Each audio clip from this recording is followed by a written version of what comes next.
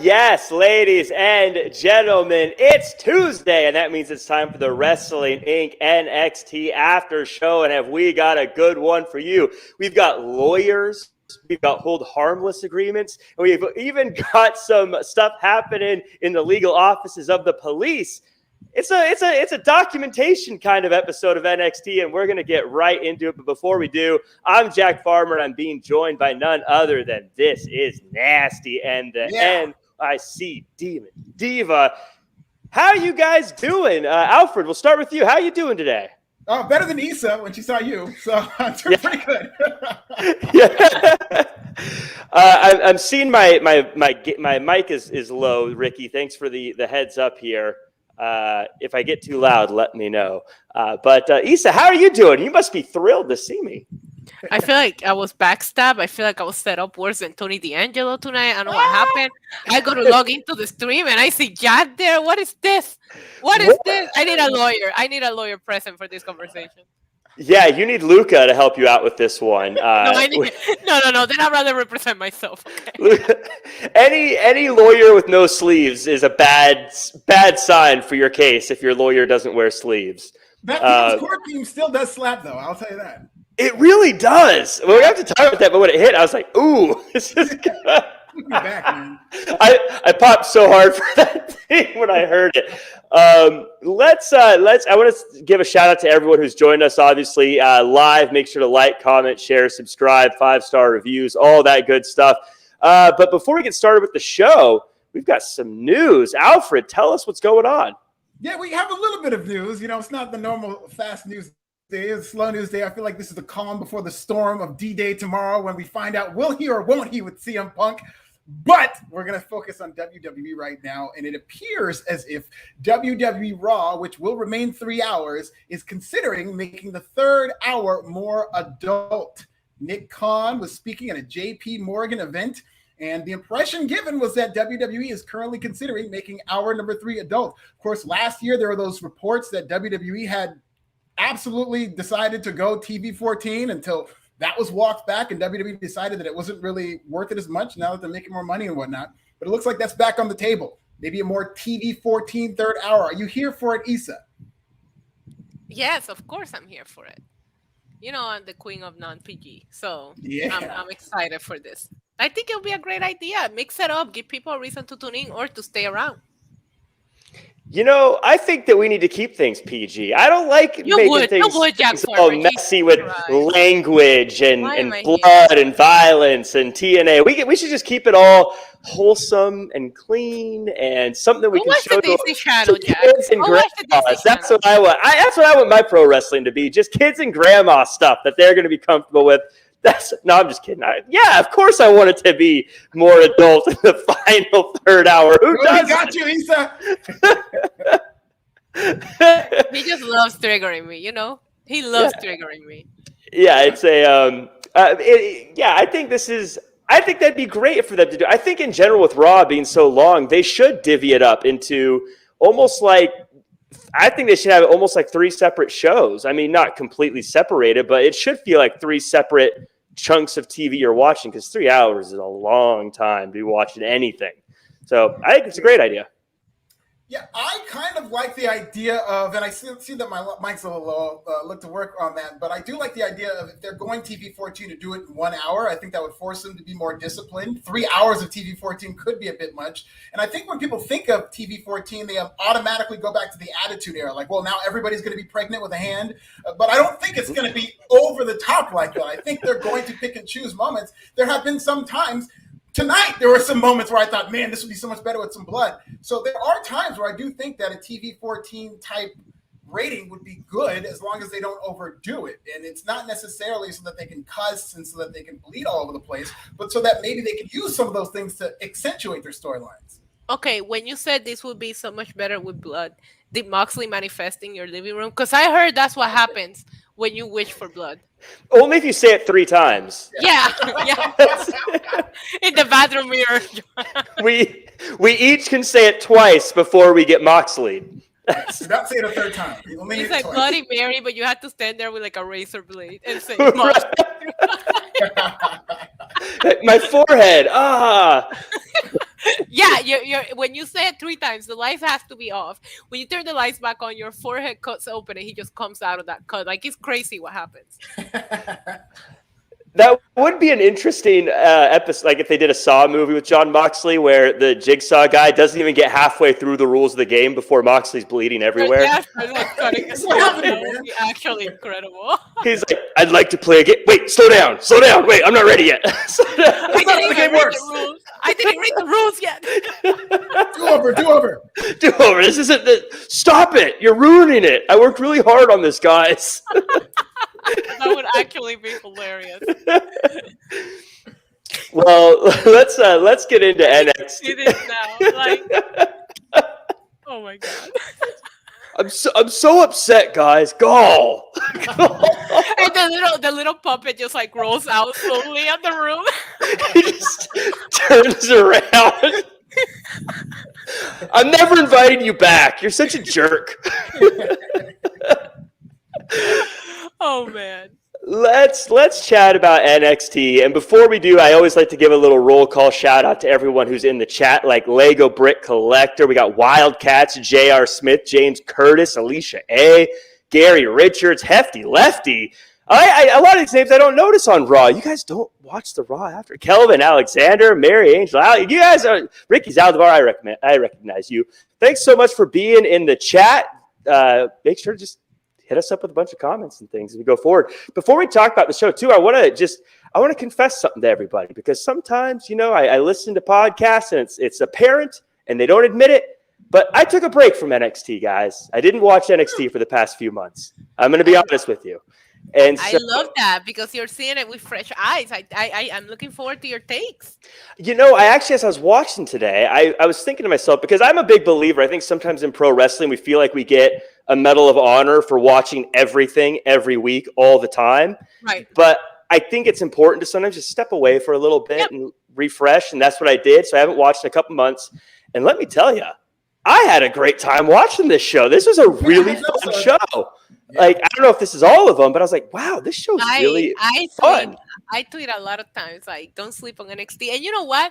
I feel a little bit sad, because you're tuning in as they're rebuilding again. They just took about 17 people from NXT on the draft. So we're starting to build this brand again with this roster, what's left of it. So if we had you on maybe a couple of weeks ago, when we still have Pretty Deadly there, Tony D'Angelo was like literally killing them. Like, those were fun episodes. But I really do think that NXT has a lot to offer. But I'm excited to hear how you saw things, because obviously we watch it every week. So I always love to hear what somebody that doesn't watch it has to say about it. Yeah, I'm excited to get into it. We did get a quick super chat I want to make sure we get into. Kelvin Alexander saying, I'm down with making something similar to Raw Underground, the girls in cages and all. So, I mean, that's what they tried it before. Bring back the original Raw Underground had the dancing girls. I was a fan of that. I wanted to be part of that group. That was an interesting time. It feels like that was so long ago when I think about it. Like, if you just asked me, I'd be like, yeah, it feels like that was like 7 years ago. No, it was not that long ago. We also... I've heard a lot of sentiments like that, actually. People saying that they miss Raw Underground, or maybe it's because it's been away for so long, or it's Stockholm Syndrome. But sometimes wrestling just needs a couple of tries to get something right. I feel like if they tried it again, maybe with a full crowd, or did it under different conditions, it would be good again. It's like Waylon Mercy wasn't much of a character, but then Bray Wyatt pretty much did the same thing and blew it all up. So, I'm here for Raw Underground return. Well, I think that even goes to at least my view of NXT. I think when NXT 2.0 first made the switch, everyone was like, this is horrible, but they stuck with it. And now I think they've got a really cool show on their hands. And Kevin Irvin in the chat as well, with the super chat, saying just a couple minutes in, and I'm already laughing my ass off. You all are killing it. Well, thank you. Ben's getting replaced. Kevin, yeah, well, Kevin, as long as you just head over to Apple Podcasts and leave a 5-star review with a nice little comment naming all three of us, so we can take it back to the bosses and say, hey, see, we're popular. We start with just a few things. I just want to touch on this real quick. The opening videos. I don't know if this is a common thing they do now, but I loved these little opening videos with the women who are in the tournament talking trash. It was very much like Alfred, like that old school wrestling, but with a very modern spin on it with the backgrounds and stuff. I thought this was a perfect example of taking something old and making it new again. Yeah, NXT plays around with this a lot of times during the premium live events. Like one thing they did with Charlotte, I thought was really cool when she was introducing them and talking about them while they were there. And this was cool too. I really like NXT opening packages. They do a good job with these. And this is one of the things that I really do enjoy about this product. You can see them taking risks that you wouldn't see in WWE. I mean, I know it's an old school thing, but you're not going to see this on Raw or SmackDown. And I thought NXT made great use of this. Yeah, and Issa, again, as someone who's kind of jumping back into it, now I knew who all four of these women were, but just jumping back into it, it was a great way for me to go, okay, I'm caught up with what their rivalries are. Yeah, I thought it was fun. The only thing that I don't like about this is like, and I think it was Bret Hart who once said like that baby faces shouldn't promise something that they can't deliver. So it's like, don't sit there and say, I'm gonna win the title, I'm gonna become a 2-time women. If you're not like find a way to word the promo differently so you're not promising something that you're not gonna deliver on. I mean, Bret Hart is pretty good at what he does, so I would assume taking advice from him is a good idea, right? But yeah, you're seeing the video package, and the first thing that I said out loud was like, oh my god, this is great, but we all know 3 of them are lying to us right now, and that's just the reality of it. And to the point really quick, to Issa's point, she's absolutely right. And Kevin Owens knows this almost too well because I remember he was going to face Roman Reigns and nobody thought he was going to win. So he goes, I promise you, I'll try to beat Roman Reigns. Yes. And imagine that. Kevin Owens, like, it was like, I was always fascinated by those words because I started paying a closer attention to how people cut promos and what they say. And there is a lot of times where people, you don't hear them say, I will win and I will bring it. And it's just when you're like, oh, they're not winning, are they? Because they're not promising something they can deliver on. Yeah. I always notice that, you know, and just seeing Roxanne. And I thought it was a great promo for her. But as soon as she's like, I will become 2 times NXT Women's Champion, I'm like, yeah, she's losing. Yeah, you know, it would be funny if I was following those rules. As Alfred said, I'd be just like Kevin Owens. I think I'd be like, man, I'm going to try so hard. I'm just, right? I don't know. 110%. This is not this show. I don't know how good of an NXT podcast it is, but we would try our best. We're going to do our best. We're about to get all this effort. You can't handle the effort. We would be the worst stable in pro wrestling history. Us three, we'd be like, man, we're gonna try so hard. And you're gonna be so impressed by our try hard, by our effort. That's it. That's our name. The tryhards. The tryhards. That's our name. Oh, let's go. That is absolutely an AEW dark faction. That gimmick is taken. That gimmick is taken by Cody Rhodes. My bad. We gotta. Oh, come on. Yeah, fine. Yeah. Nothing wrong with trying hard. Let's go, Cody. So Maya Lee with a couple of chats before we get into this. She kind of covers a whole bunch of stuff here, so we'll just get into it. But did they have to have Axiom lose like that so clean just for Reggie to come out and save him? We'll definitely talk about that. Noam Dar, WTF. Is Braun Spear better than Roman's? Oh, and, we'll get into that. And that Luca going to be a star. He should be with Kiana James. Maya also goes on to say, Tiff looked amazing too. She was giving Buff Barbie fire emoji. Yeah, she was. Yeah. Great. Overcame a wardrobe, Mount Fox and everything. Yeah. So let's talk about the start of the show here. We're going to start with Lyra Valkyria versus Cora Jade with referee Joey Gonzalez, who trained at Santino Brothers. I know Joe; he's a good guy. I was glad to see him on NXT. This was a fast-paced and exciting one without it just being a bunch of dives and things. I really enjoyed this one, the way it kicked off the show. Lyra got the win and moves on in the tournament, but Cora Jade is a sore loser and attacks her after the match. Alfred, I am a big fan of Lyra. She was on NXT UK, and I was one of the 7 people that was a big fan of NXT UK when it was on. So I was glad to see her do well. But I was shocked she got a win here, a clean as a whistle win, too. Should I be shocked, or were you predicting that, having watched the show regularly? No, we were talking about it last week, and we did. I mean, I said that I thought that it was going to be Cora and Tiffany in the finals, but we did also say that it would be weird if it was 2 heels. So one of the heels is probably going to lose. So I wasn't shocked that Lyra won. I was shocked how she won. I felt that, as you said, it was clean as a whistle, but it was quick as a whistle. I felt like just as the match was getting started, Cora missed something on the ropes, and then there was like a slow spinning heel kick. And the match is over. And my reaction was to go back and see, did Cora get hurt somewhere? Is this end early somehow? But no, she came back and hurt her. And I thought it was very quick. Just as it was starting to get going, I felt like it ended.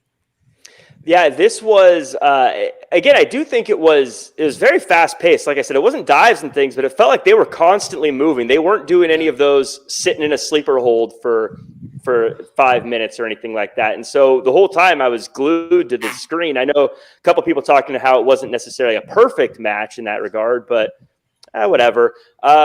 Now, later on in the show, Issa, Lyra did say that she wanted Roxanne to make it to the final so she could face her. We talked about how promos sometimes give things away. Did that give it away for you, or did you like that she called out Roxanne as the person she wants to face? No, I thought that it diminished what Tiffany has been doing, and or maybe there's a little bit of a fear to face Tiffany at this point. Maybe she felt like Roxanne is like, I would cap you like that if I want to. I'd rather go against Roxanne than Tiffany based on size and athleticism, right? So I'm gonna be like, oh, Roxanne is the best, so I hope she makes it. I'm saying that because I know I can beat her, right? I'm not gonna put out who I don't think I'm gonna beat.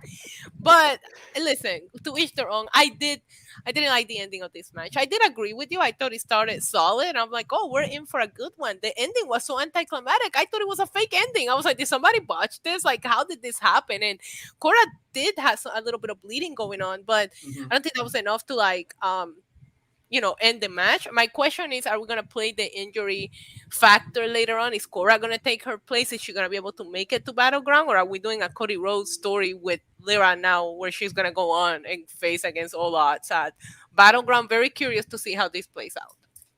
Yeah, but that's what I like about it is now I'm curious how I like that they answered it right away and said, yes, I will be there at the show. So we're not hanging. Very weird to play the same thing that we did on Raw, and I get that not everybody that watches Raw watches NXT, but this is literally what we did with Cody Rhodes and Brock last night, except for they didn't have a match. Brock just had a beatdown, but they did the whole, oh my god, my arm might be broken, I shouldn't make the show. No, I will be there.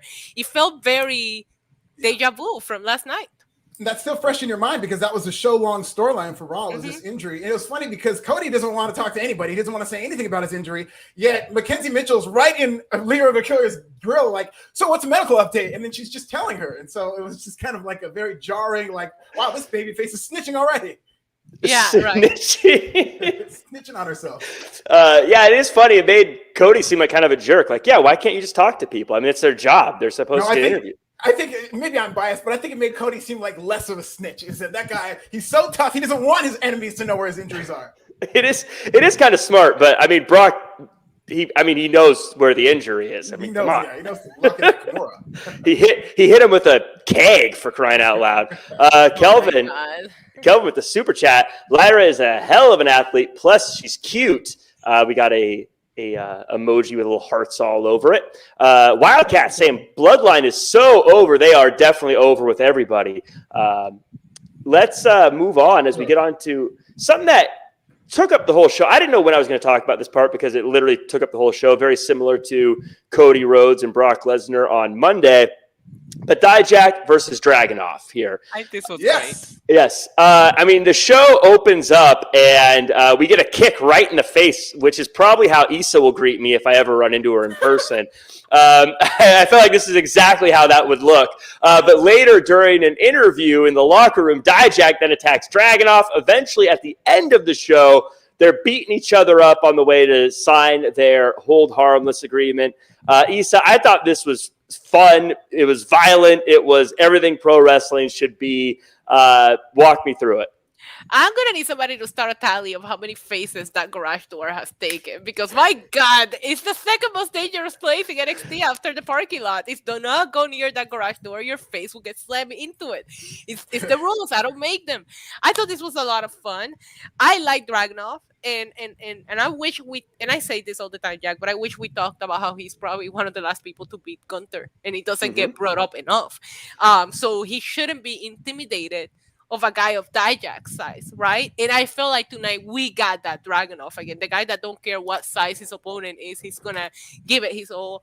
The brawl really made me invested into the match. I like both of these guys, so I do want to see the match regardless, but I thought that tonight put it over the top, and I'm like, oh my God, if they're doing this before Battleground, it's gonna be crazy a battleground. So I'm super excited for this match. I'm actually hyped to see it, and I know that this show is going to be competing with Double or Nothing, and I'm going to do my best to watch both at the same time. But I feel like when this match comes on, it will definitely grab my attention.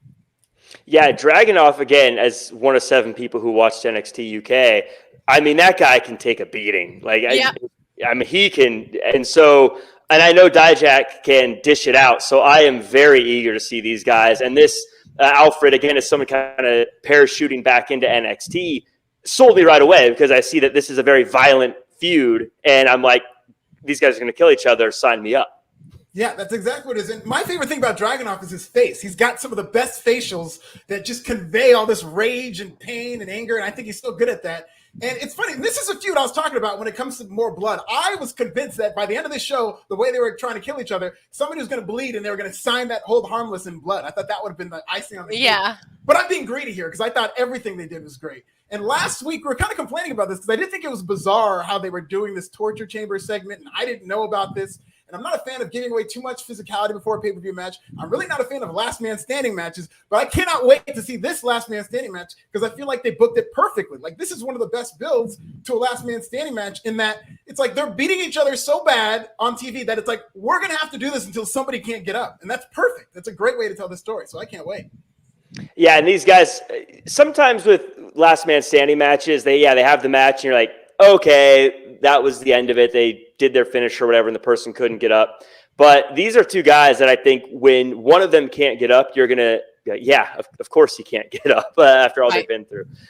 This one I think could sneakily steal the weekend on a weekend where they've got some pretty big matchups. And Dragunov, I was worried when he came stateside at first. I didn't know if he would translate over to NXT stateside, but he seems to be doing a good job. And Issa, you made a good point. I'm surprised they don't. They should be saying that almost every time he's out there. He's the last guy to beat Gunther.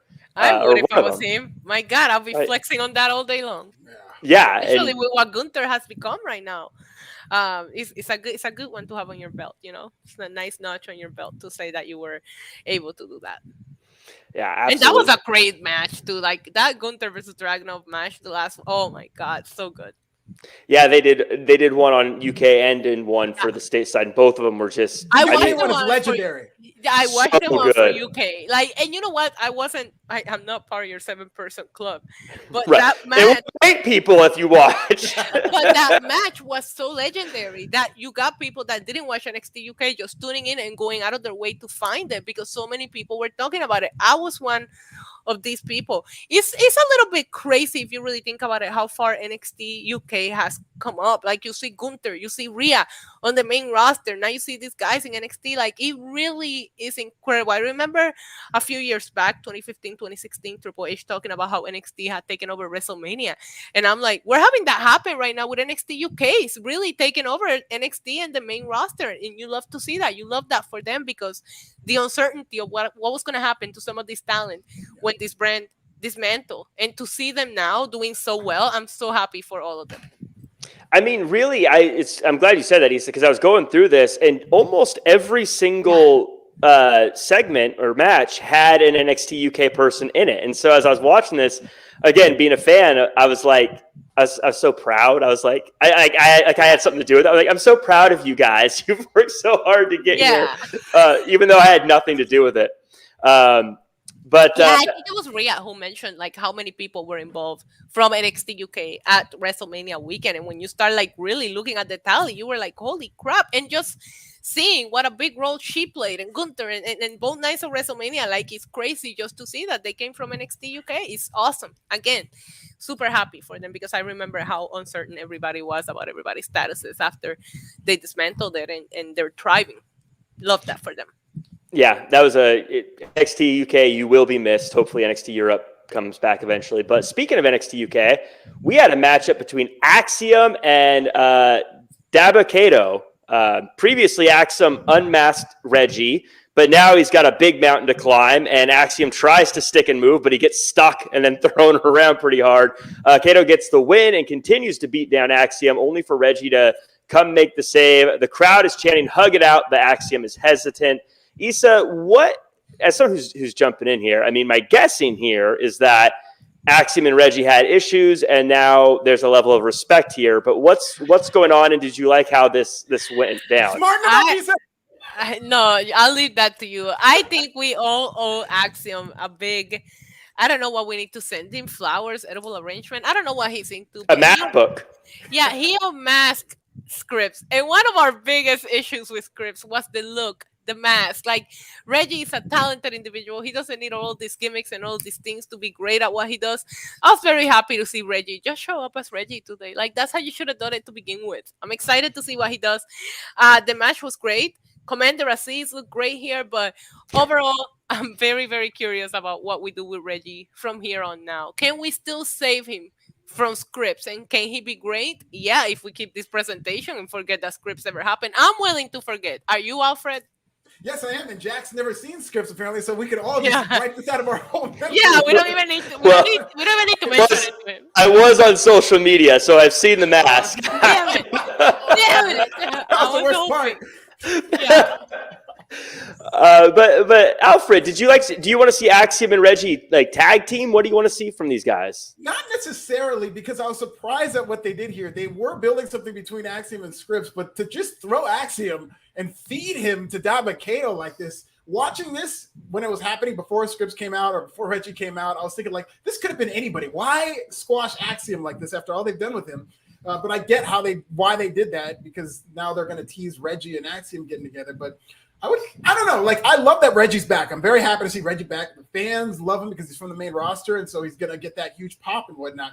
But I just didn't like the way they went about it by just squashing Axiom, and then the two good guys have to fend off the bad guys. I wasn't really a fan of how they did this, but I'm sure they're going to make a good team. They can do a lot of great things together. Axiom is incredible in the ring, and Reggie can do things that nobody could do in terms of gymnastics. Yeah, watching this, I was kind of confused because it felt like Axiom was supposed to be a big deal coming into this, and then seeing him just get wrecked, I was like, oh, yeah. So he's not a big deal. I don't. Again, as someone now, I know Axiom, and I know him as a kid. Again, speaking of the NXT UK invasion, but yeah, so I was like, oh, cool, Axiom, this will be great. Oh, he's just beat Reggie. This is great. Oh, he just got smashed by this dude. Has he been on a lot as Commander Aziz? Is it Kato? Am I pronouncing it right? Kato, yeah. Kato is coming back into the territory. He hasn't been on too much, but they've been doing vignettes, and now he's just easing. He had a fight with Apollo, his former friend. Oh. Oh, wait, he's no longer Nigerian. I believe that was his boss. I don't think it was his friend. Yeah, and I don't think he's Nigerian, or if he's, we're not talking about it anymore. So where do you? It feels like Von Wagner is going to get called up. We'll talk about Von Wagner in a second. Is he going to fill the Von Wagner role on NXT? You guys think? What is the Von Wagner role? the big guy that is just a big bad guy that beats people up. The big black hole. The big. He just. You know, when you need a big guy that beats people up, I don't know. I will say, Von Wagner's trying to get over. To have your eyes watching NXT, that would be beautiful. Here's the thing, though. This version of Von Wagner is actually kind of popular, and he's a babyface, and people are taking sympathy on him. And I know we're going to talk about it more, but this Von Wagner you saw tonight has not been the representation of the Von Wagner we've been exposed to over the past year. Well, I'm excited to talk about Von Wagner, but Kelvin in the chat says technically Braun was the last guy to have Gunther count the lights. So, hold on. You said I'm excited to talk about Von Wagner tonight, and I need to finish by saying words that no one said ever. But let's go on. Yes, someone clip that out so we can use it against Alfred later. By the way. Yeah. Someone that I know we're all interested in is Tony D'Angelo. And he's the GOAT. Let me Free the Dawn. You say the GOAT, Tony D'Angelo, before you refer to him. The GOAT, Tony D'Angelo, is in an interrogation room, and the cop is trying to talk to him before eventually another cop comes in and says, hey, we got some more information. They take him out in cuffs today. Alfred, again, as someone jumping into this, I loved it. I was like, I know who Tony D'Angelo is because I didn't stop watching that long ago, but I love this. I was like, I'm like a real TV show. I'm fascinated. What happened? What'd he do? What's going on? This hooked me. Why would we tell you? We're not snitches. Yeah, we're not. And somebody in Tony's camp might be, but Tony D'Angelo could do no wrong. I loved how this was produced. This gimmick and when it first started, admittedly, we kind of thought it was going to be a little cheesy, but very quickly we realized that this guy could make anything work. And even aesthetically, how they had it seemed like it was an actual like surveillance camera. And Tony D'Angelo trying to offer a tip, like, hey, you want a tip? And the guy's like, what, you're going to bribe me now? So I just thought everything about this was good, except for him getting arrested. And Issa did float out a theory last week that Stax is behind all of this. And watching how Stax carried himself tonight, I think you're going to be absolutely right about this, Issa, because I trust this guy less than ever before. I don't know if it's because it's in my head, but everything he was doing tonight, I was like, that doesn't seem right. I don't trust it. Suspicious. I mean, I'm not a snitch for sure. Maybe a rat, but I'm not a snitch. But Issa, I know you're obviously a big fan of the Dawn. It's one of those things I think sometimes wrestling forgets that it's a TV show. And this was a perfect example of them saying, no, we're a TV show. Let's make TV. Because now, like I said, as someone, I want to know how he got there. I want to know now. I want to be like, well, what evidence they have on him? Is he going to get out? And what's he going to do if he gets out? It's great TV. First of all, true crime is it right now. You cannot open any streaming service and not see a true crime documentary be the first thing that pops up. We got to capitalize on that. Go on YouTube. This channel, like analyzing police interrogations, are getting millions and millions of views on their videos. So whoever pitched this idea is a genius. Now, as somebody who does consume that content, Tony D'Angelo made a lot of mistakes tonight. For example, you ask for a lawyer. You don't talk. You ask for a lawyer immediately, no matter what. I don't care if you're there as a suspect, as a witness, you ask for a lawyer. Number two, Tony, you drank the coffee. They got your DNA. Why would you accept anything that they give you? Tony, you know better than this. Now they got your DNA on that coffee cup. They're gonna get you, my dude. I was streaming Ship Plug NYC Demon Diva. I watch all of these shows live with some of you guys in the chat. Join me. We did figure out. I googled the jail. We figure out 3 escape plans for Tony D'Angelo. So me and my chat, we are going to get Tony D out. Rest assured. Are you going to send him a cake with a file baked inside of it? No, we're going to dress up as food delivery people and getting through that entrance. I found it on Google Maps. You think they're going to let DoorDash into a prison? We're not doing DoorDash. We're going to do better than that, please. You think they're going to let Grubhub Postmates? Yeah, right. I'm a delivery for Tony D'Angelo. Before you show up with the DoorDash guy. Oh, Postmates, come on in. You will go down. You will definitely drink the coffee. I am the one that gives criminal advice in this show. Everybody knows that. Every week I tell you guys what to do to avoid jail time. Trust me, I have a good plan. You're saying I would go down. You forget. I'm a rat. I would just rat everyone out, and I would get off scot-free. No, did you rat on Tony D'Angelo? Are you the rat? Yeah, he did. You're going to end up in a witness protection program. That's how you got the name Jack Farmer. You're not really Jack Farmer, are you? I knew it.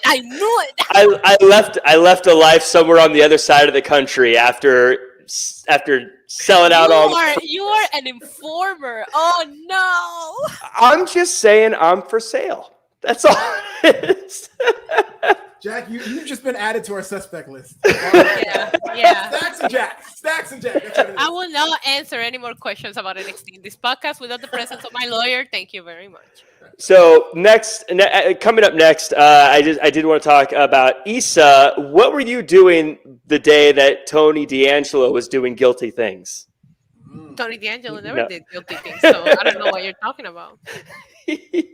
Well, we do have Stax. Stax did get involved a little bit after that. How are you back in NXT hanging out backstage when your buddy's in jail? You should have been trying to break him out. I shouldn't be trying to come up with plans to break him out. You should have been, Stax. I don't trust you. Dream Realm Studios with an interesting thought here. What Dominic Mysterio should be helping out Tony D. Oh, I love that. Dom is my buddy. That would be the greatest television ever produced. If they're going to do some type of prison segment with Tony D, for the sake of continuity, you got to have Dom. At the very least, a reference to him.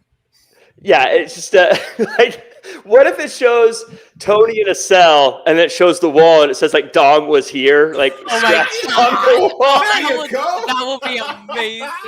You're off the list now, Jack. I would love it. But we got notice how Stacks did pick up the phone and call somebody that we don't know of, and then right after that, Tony D gets popped. Like immediately after the Creed brothers left today, he was on it. Like he didn't even wait for him to leave the room. He could not have been more eager to hop on his phone. And first of all, if it was a pretty deadly related thing, they're alive. They're over there on SmackDown. So bring them in and prove that nothing happened here. Yeah. Well, Gallus comes out. What leads to this whole thing is Gallus comes out and they're poking fun at Tony D for him getting locked up. And the Creeds are ducking him until the Creeds show up. And they say that they're going to walk out of Battlegrounds as champs. We get a fight. And then Stax shows up to help the Creeds. This does feel a little suspicious, Alfred. Especially as he's like, "Hey, can I be your champ?" Feels a little bit like he's trying to hitch his wagon to another horse. That's exactly how I took it. And the fact that afterwards, when they were talking in the back, it took the Creed brothers saying, "Okay, you and Tony can get a title shot." The man did not bring up Tony D'Angelo. He didn't care about Tony until the Creeds brought him up. So everything that Stacks did tonight, and I'm sure it's by design, was a little bit hokey. And I'm going to go back and watch that Tony D segment again to see if they left behind any Easter eggs or clues that might suggest that Stacks is behind this. Well, if you're looking for Easter eggs, it's going to be Bray Wyatt that's behind it. I think he's the only one that does that. But that'd be the weirdest plot twist ever. Bray Wyatt is a snitch, and this whole thing is a. Oh my god! That like a QR code pops on screen. You read it, and it reads, "I snitched." I feel like Uncle Howdy will be the snitch. I feel like it will be Uncle Howdy. Uncle Howdy does have snitch vibes too. Oh, 1,000%. Oh yeah, 1,000%. You can just tell. He's been undercover for years with the FBI trying to get into the Wyatt family. Yeah, he looks like a narc. He dresses like a narc. He does. Yeah. You guys, we're figuring this out. Folks, this is where you need to be. We're figuring out what's going on here. And I think Uncle Howdy probably got too close. He probably got worked up and it got Donnie Brasco'd and the FBI had to pull him out. And that's why we're not seeing him on TV right now. Too close. In any case, I'm a big fan of Gallus and the Creed brothers. Should be a fun match. I don't really know where to go from here. Yeah, the thing about this segment with Gallus and the Creed brothers, I, for the life of me, could not understand what Gallus was saying. And I felt like the Creed brothers were there to translate because they would say something like, I think that there was a line he said, "We've had more fights than you've had hot dinner." And I didn't know what he said. And then the Creeds were like, "Yeah, well, I have had a couple of hot dinners." And I would be like, "Oh, that's what they said." So they really very thick accents, which is fine, but I had a very hard time understanding them. Yeah, it's this segment felt very much like one of those times where they had one more week than they needed to build up to the match, and so like, well, oh yeah, we still got another episode, so we got to do something, but we're kind of out of story to tell. So I don't know, go out there and talk. Video package next time. Just make a video package. Yeah. With subtitles. But I'm a big fan of all NXT UK guys, so I'm pulling for you, Gallus. Go get it done. Yeah, we'll see how it goes. And Stacks, be safe. Just be safe. Eyes on you. Just be careful. Be careful, Stacks. We move on and we get to Eddie Thorpe versus Tyler Bate. Before the match, Bate has a chat with Wes Lee, and they have issues heading into their triple threat match for the North American title. The match with Eddie is a good one, and Tyler Bate gets the win. Post-match, Gacy attacks Bate, and Wesley tries to make the save, accidentally hits Bate, and now Gacy takes out both guys and holds the title up to end the segment. What I loved about this, Issa, is as opposed to some of the other stuff, I got this quickly. I got it right away. They told the story, and I was like, okay, I get the miscommunication between the two guys that are good guys, the bad guy kind of playing off of it, triple threat, title on the line, historic reign, bing, bang, boom. They knocked it all out perfectly in one segment. And you just even said it. You got it, and you haven't watched NXT in forever. I thought this was well done. I thought the match was great. I thought Wesley in commentary added, just seeing him out there paying attention. Joe Gacy savagely attacking at the end. Looking forward to the triple threat. This was very well done. Short, simple, to the point. Yep. Alfred, this is a question that I've been waiting to ask for a while, and this is kind of more in the weeds, kind of pro wrestling fandom stuff. But does Tyler Bate have the best thighs in pro wrestling? I think he does. That's where all his strength comes from, as big, strong boy. He does have huge thighs. And I think it's a proportional thing because he's a small man, but his thighs are so big, I think it just makes it look bigger on proportion to the rest of his body. But he's got some goat thighs. He's on the Mount Rushmore of thighs. Pause. I think him, it's like him, Orton, and Drew McIntyre probably. Yeah, he's got some striations going there. We gotta do a thighs Mount Rushmore. Orton wins every time. Orton's got some sneaky good thighs. This is the podcast talk people tune in for. Thigh talk. I was actually surprised at the result of this because Eddie Thorpe is somebody who's still relatively new, somebody it seemed like they were doing something with, and this was not at all about Eddie Thorpe. They didn't even protect him. He just lost clean, and I felt like they might be souring on him a little bit because it seems way too early for him to just lose like this to Tyler Bate. This could have been anybody.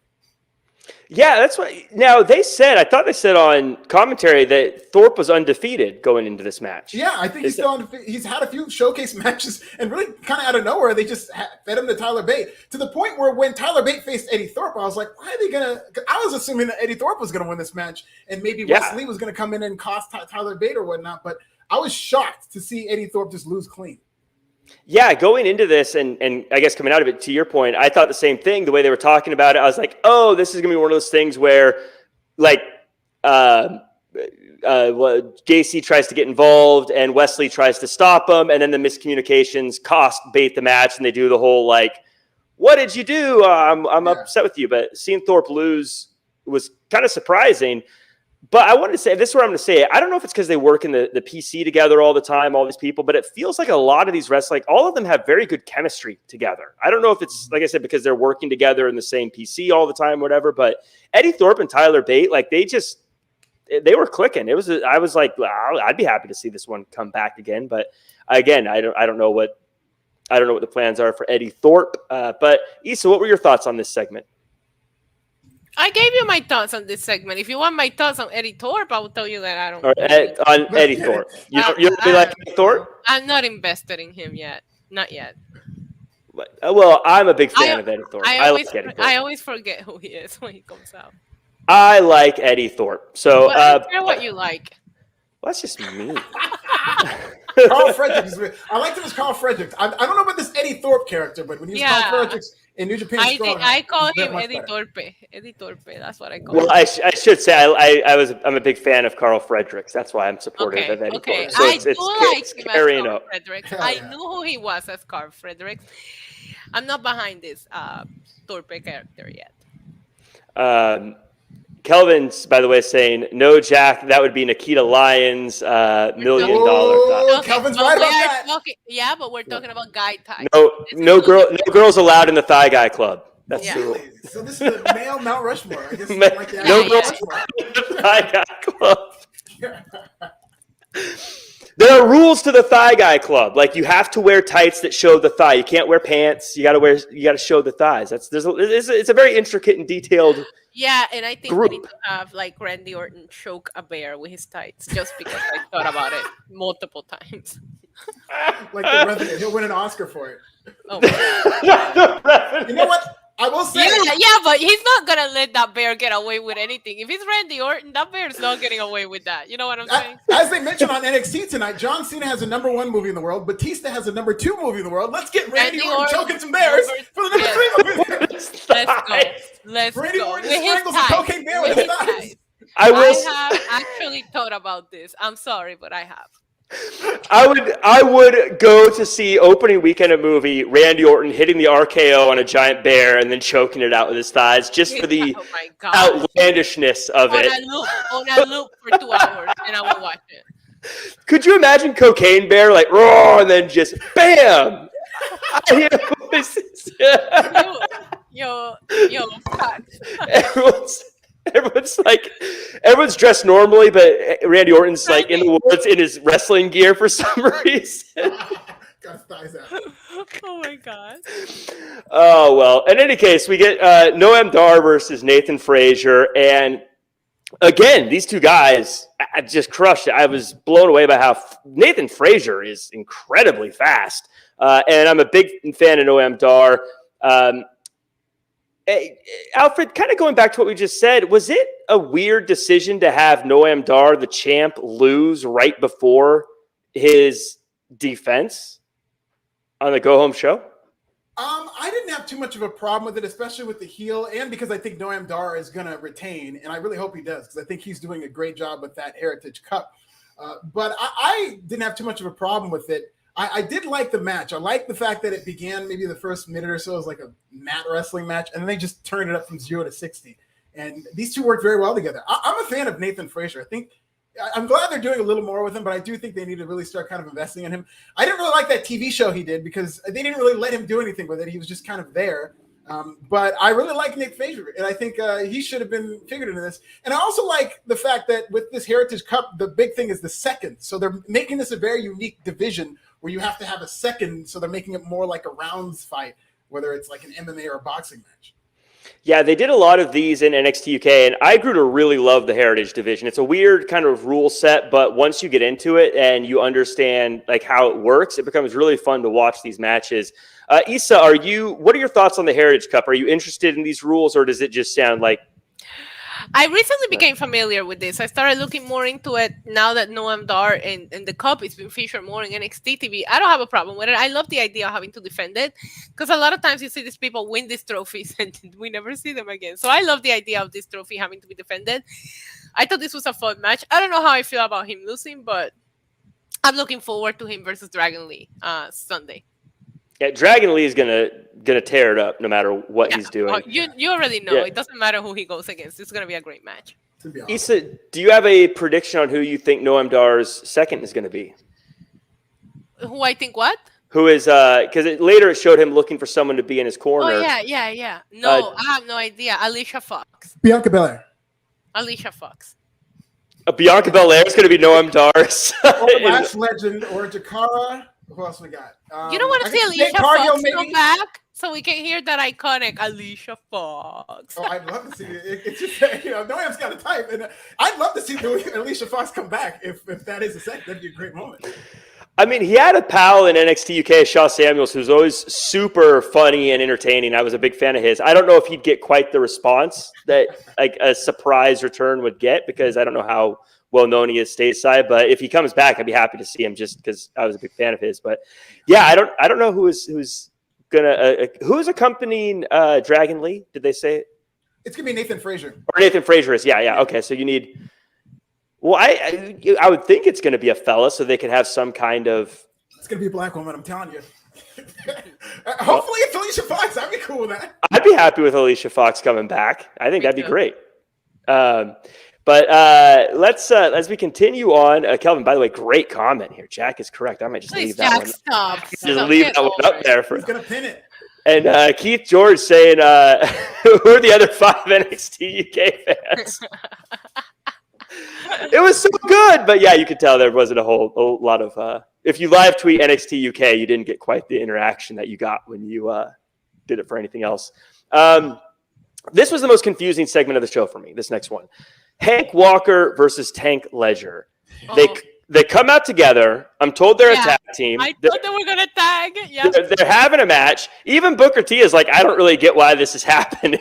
I know. And neither did I. I didn't understand what was. I thought they were going to tag team together. No, I know exactly. The last week, Hank and Tank, they were talking to Briggs and Jensen. And Briggs and Jensen had just had this feud, like a legit feud. And then they got in a match and then they made up. And so Tank, being wet behind the ears, he's like, hey, that's what we got to do, Hank. We got to get into a wrestling match so that we can be better, because Briggs and Jensen gassed him up to think you're going to be closer if you fight each other. So he took that to mean that they have to have a match. And it's kind of adorable. Yeah, I guess it was adorable. It was so adorable. In fact, Braun Breaker decided to come out and just spear the tar out of both of them. Love this. Well, take it away, Alfred. Take it away. I'm sorry. I'm the number one Braun fan on this podcast. I've been on day one Braun Breaker, and now I'm starting to pay my dividends. This man, as we were talking about this earlier, it's no question. Forget Roman Reigns. Roman Reigns is not in that discussion. He's the best spear since Goldberg, and I think it's better than Goldberg. It is the most explosive spear I've ever seen, where the guy hits the ropes and you blink and you're both on the ground. Goldberg just tried to spear a tractor and he lost. Did you see that? He hurt, but did you see the tractor? Yeah. Did you see? I love the tractor is a local medical facility. That'd be funny if this tractor got escorted by the ambulance truck into a medical. Yeah, right. That'd be hilarious. But yeah, so I was a fan of Braun when he came out. I'll admit I was one of those guys like, this guy feels like he's getting stale. I had stopped watching before he had made the turn. This was great. I loved seeing this, and I agree. Now I don't know if I'm ready to take it away from Goldberg just yet, but his spear is definitely the current, I think, top spear in wrestling. I think. You got, I don't know, there's his, and then I don't know who else, and then at the very, very bottom is Edge. There's like a big gap there. But, yeah, I love this new, I think this is great. This is exactly what Braun should have been all along. But Issa, I see you rolling your eyes. Are you just not ready to admit that this is the best spear in pro wrestling today? No, I'm not. But I do admit that heel Braun Breaker has been amazing. I've been a big fan, and I wasn't. Just like Alfred saying he's a day one, I was a day one hater. And once he started like literally spearing Carmelo Hayes through objects, I'm in. I'm here for this, right? And it was really funny because I was so confused by this segment. I don't remember any of that last week, Alfred. So I don't understand why Wanker is fighting Tank. Like, I don't know what's going on here, but I'm like, please. That's what I call him because his name is like, what's his name? Hank Wanker, Walker. So Wanker. It's like a short. Anyways, the whole point is that I was like, please put me out of my misery with this match. Like, I don't know what's happening. I don't know why they're fighting. And Braun Breaker saves the day. And I'm a fan of Braun Breaker just doing this randomly to people that he has nothing to do with. He's fighting for the championship this weekend against Carmelo Hayes. So him coming out here was unexpected. So it was fun. You know, I don't like to say mean things about wrestlers. I feel like, you know, they're trying their best, and you don't know what they control. It's a cute name. But I have to admit, when Hank Walker and Tank Ledger walked out, I was thinking to myself, this looks like the team you face for the first match in a WWE 2K career mode. I love that. Go through. You know what? Perfect analogy, because that's pretty much their gimmick is career mode. Like Tank Ledger has only wrestled, I think, 3 matches. I think this is his 3rd match tonight. And so Wanker was a janitor or a security guard or something. Yeah. That is absolutely career mode in WWE 2K. That should be their tag team name. James Curtis, creator wrestler, should be the name. Kelvin in the chat saying, Braun, don't gaff. I love this. What does gaff mean, guys? Give a fudge. Give a fuck. I know what it meant. I wanted you guys to say it. You did it. No, you did it. I love this Braun Breaker. It kind of reminds me of the RKO, how like you kind of look forward to a finisher. And I think because the way they've been building this feud, I think it's going to be Braun Breaker is going to get disqualified because he keeps saying he doesn't care about this title. I really hope that it becomes a scene where like security tries to stop him and he just ends up spearing everything moving. The referees come in, he spears them, and he just spears everybody. He spears Booker T, he spears Vic Joseph, he spears a cameraman. They go off the air. I can't wait. That would be such a fantastic shot of the cameras like going up, like as he it would be incredible, actually. But yeah, you're right. I want to see him run people over, and I love it. I love the spear way more than the thing where he does like the press and then the body slant, like the power. Like that's a cool move, but it never felt like a finisher to me. It always felt like a cool move. So yeah, Braun, I'm a huge Carmelo fan, though. I don't think I'm ever going to pick against Carmelo. Who doesn't love Carmelo? Was it a mistake to not have him tonight? Was it a mistake to not have him on? It's the go home show, and he's the champ. Shouldn't he have been on? They had a great video package. I really enjoyed the Carmelo Hayes video package tonight. Me too. A very good babyface video package for him, and on the same token, a great heel package for Braun. Yeah. So those guys are going to tear it apart. Like they're so good, those guys.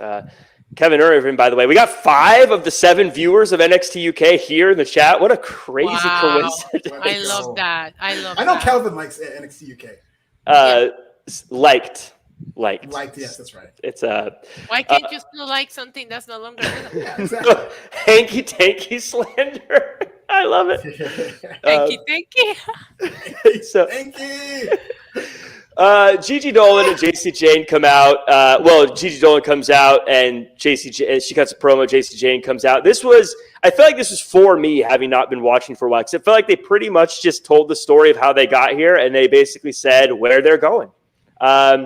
Issa, how would you rate this promo? Yeah, it was all right.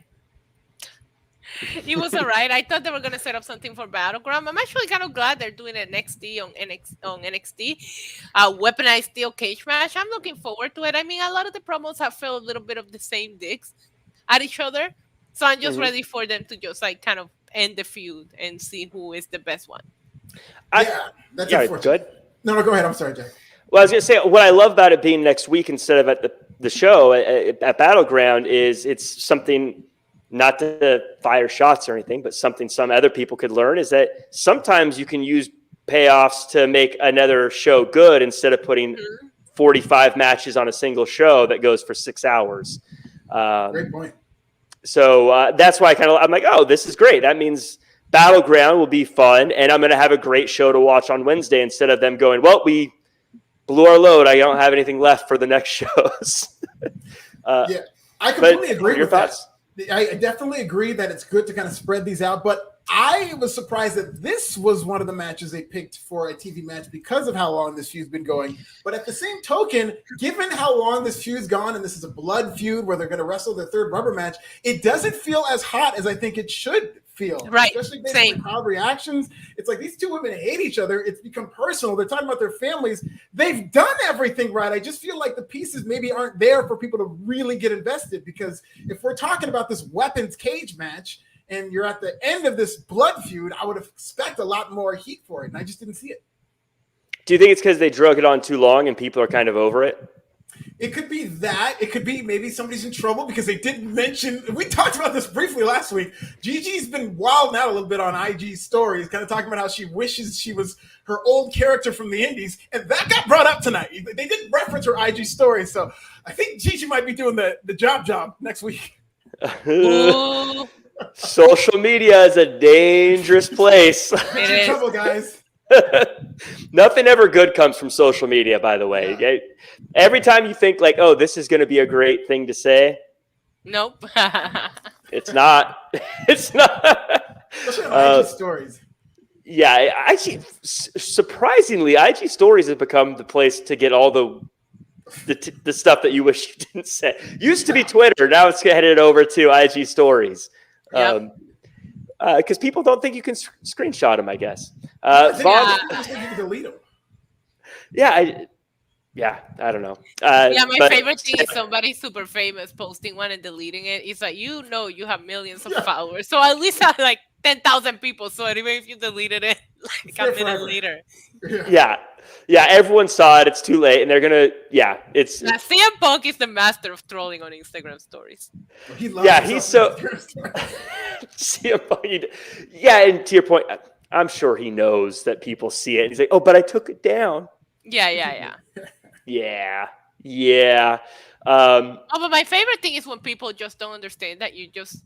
Like, the other day, somebody asked me, this was so funny. They were like, what's with the cryptic tweets? And I'm like, what are you talking about? So it was a friend of mine. So she sent me screenshots. And I'm like, bro, that's just lyrics to whatever Bad Bunny song I'm listening to at the moment. There's nothing cryptic about it. I'm just listening to it and I feel like tweeting it out.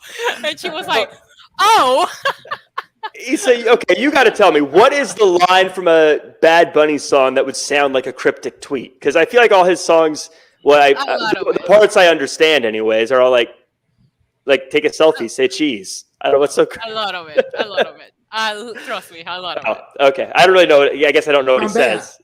Chambea just sounds like you want to fight someone, Yeah.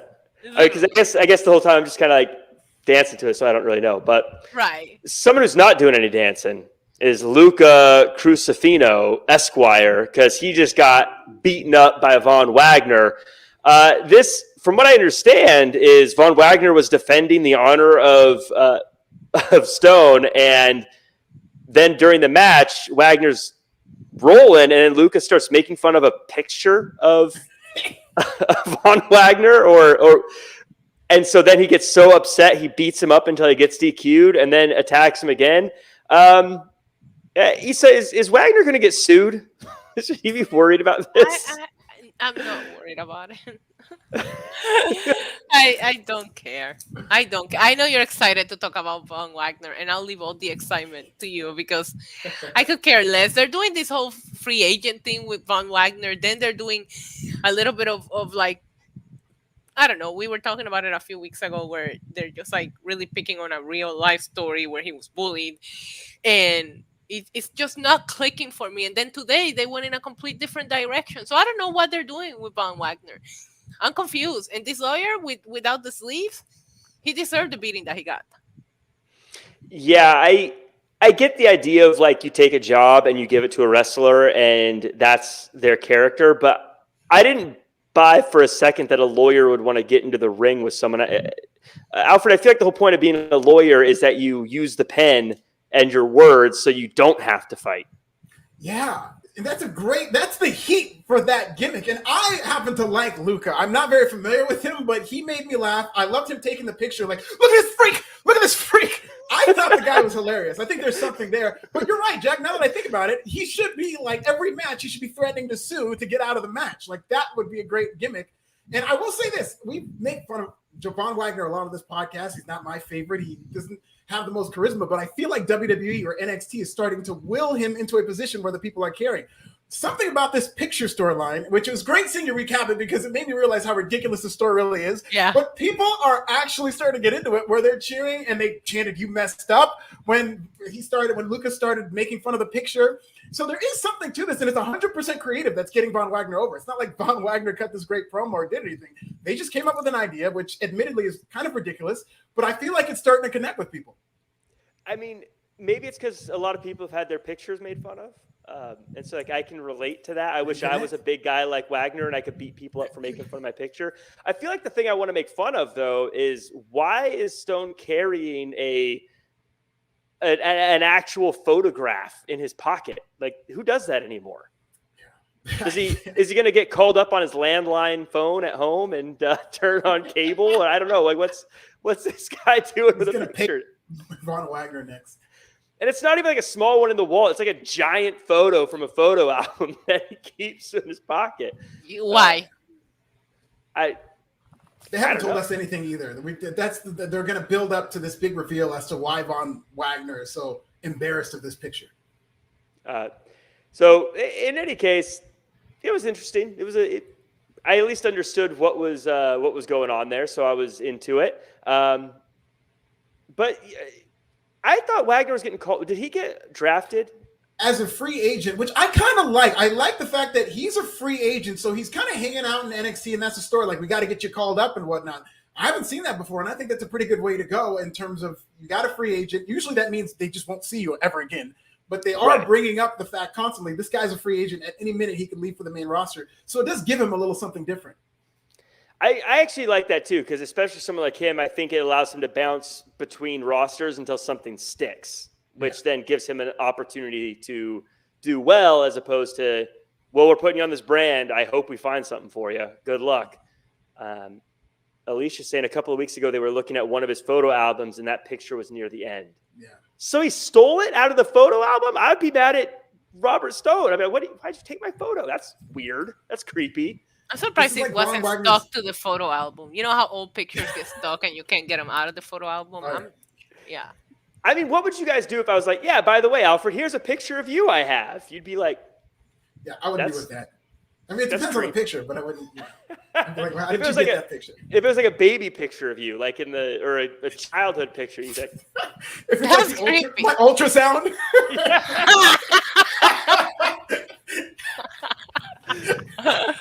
Here's this picture of you. You'd be like, what is this all about? It's just 4 months. So we get to the main event here. Tiffany Stratton versus Roxanne Perez. I thought this was just another really good one. Tiffany Stratton is a star. Roxanne Perez is a star. They just got an embarrassment of riches and stars at NXT, I think. But these two were great. Tiffany Stratton, again, clean win here for Stratton, which surprised me as well. I thought that it made sense that she won, but I thought that something was going to have to happen, something sneaky was going to have to happen. But no, she got the win. Tiffany Stratton going on. Issa, what are your thoughts?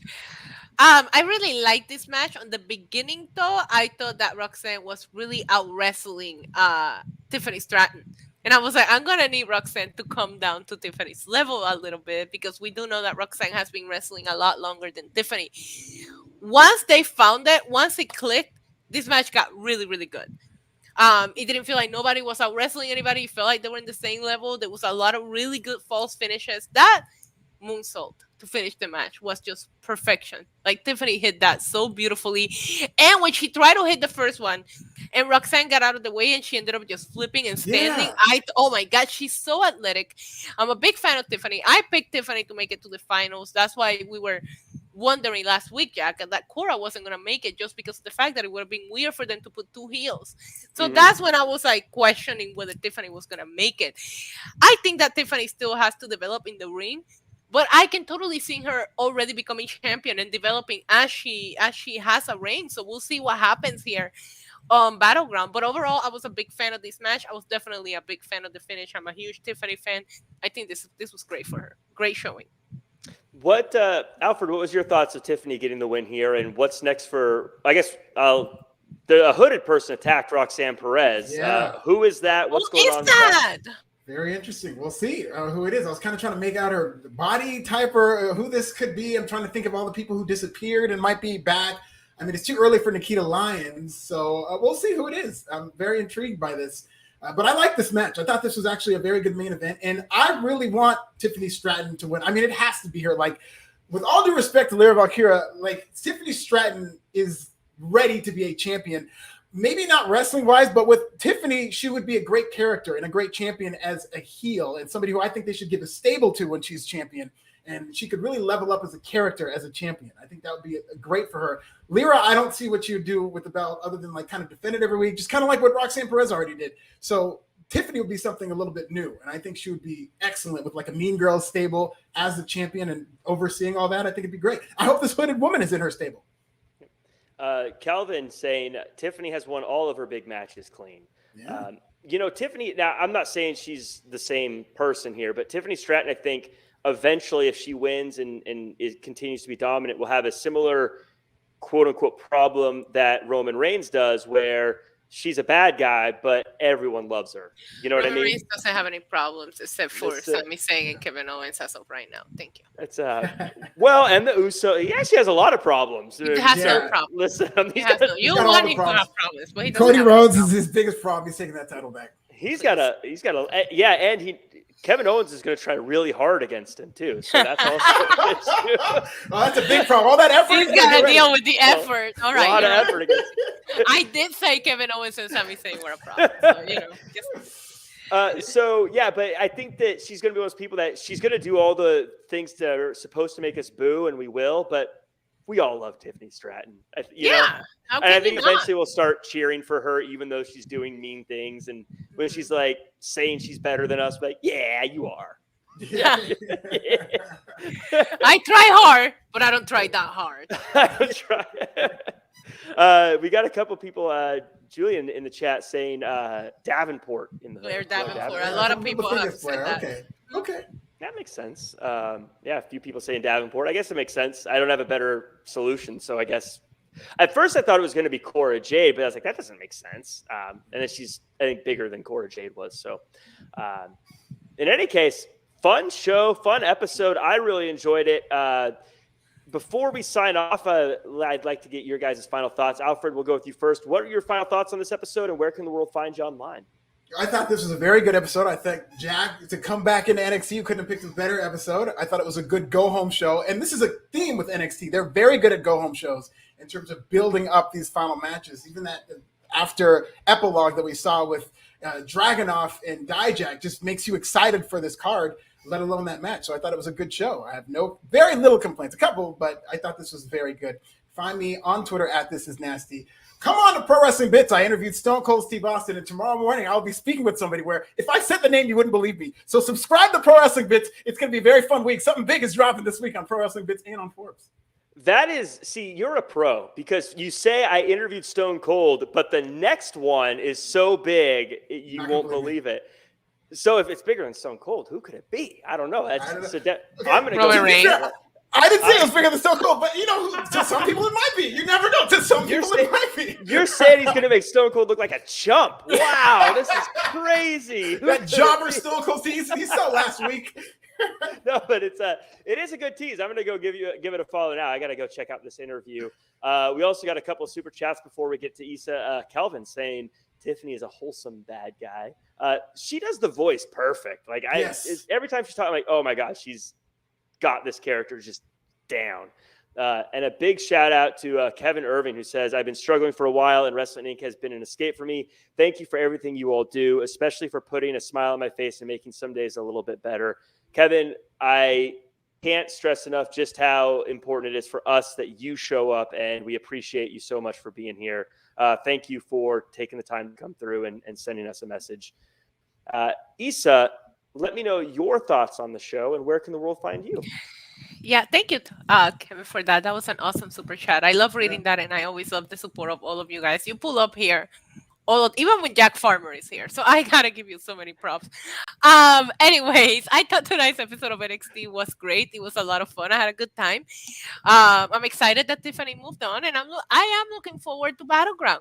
There's a couple of matches there that I'm looking forward to them more than I am looking to some of the matches at Double or Nothing. I'm gonna be double watching these shows, so I'm super excited for it, and I love recapping it with you, Jack Farmer.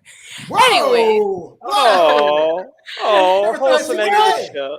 The world can find me on NYC Demon Diva on YouTube. We just hit 20,000 subscribers. Let's go. You guys can find me here, Lucha Libre Online, Yellow Jackets Buzz, Know Your News. I mean, I'm everywhere, basically. I'm trying to take over the world. That's what I do. So follow me wherever you can find me, NYC Demon Diva. And thank you guys to everyone who joined us. Again, like, comment, share, subscribe. 5-star review on Apple. Give us a 5-star review, why don't you? And put a nice little paragraph in there and name us so we can, again, go back to our overlords and be like, hey, we're important. But thank you to everyone who's in the chat as well. Lego Brick Collector, Kevin Irving, Ricky Zaldivar, Peter Mellon, Dylan Matthews, Julian Foyd, stalking you with the little dog emojis every show. I always show. I love it. Don't know what they mean, but I always try to highlight that dog in it. Okay, Brown Breaker. James Curtis, Dream Realm Studios, everyone else, Wrestling is Art, Alicia A. Appreciate you guys. You can find me at Real Jack Farmer across all social media. You can also check me out on Thursdays, chat with Raj about the wrestling news of the week. And this week, I'm going to be at Double or Nothing, and I'm going to be representing Wrestling Inc. there. So I'll be shoving microphones in people's faces and asking questions. And you know what happened last time a Wrestling Inc. guy was at a post AEW scrum, so we'll see how this goes. Are you good with improv, Jack Farmer? Just making sure that you're safe. No, I'm not. I'm just oh, damn, we're screwed. Yeah, clearly you're not good at improv because the answer is yes and. Yes, Yeah. No, but I try. Listen, maybe Alfred, maybe we should pay Jack Farmer to like show up at Glenn's place on our behalf. Please, yes. Show up with some Postmates. Yeah. See, that's the swerve. Is he'll say, "I only accept DoorDash," and he'll slam the door. Well, be like, I have a Postmate delivery from Alfred Issa. He's gonna be like, "What the hell's going on?" Try hard delivery. Try hard delivery. We tried our best. Oh my God, we got the name of it already. Well, that does it for us. Thank you so much. If I see you at Double or Nothing, anyone who's in there here, swing by, say hello. If you see me, say, "Hey, Jack, I know you from Wrestling Inc." And I'll go, "Oh, cool. What's your name?" And you'll say it, and I'll go, "That's awesome. Let's get a photo." We'll grab a photo, and we'll put it up on social media. It'll be fun. We'll put it up in our Insta stories, and I'll get in trouble for it or something like that. I don't know how to say so. But that does it for us. Make sure to watch the AEW After Show tomorrow and follow at Wrestling for all your news. That does it for us, and we'll see you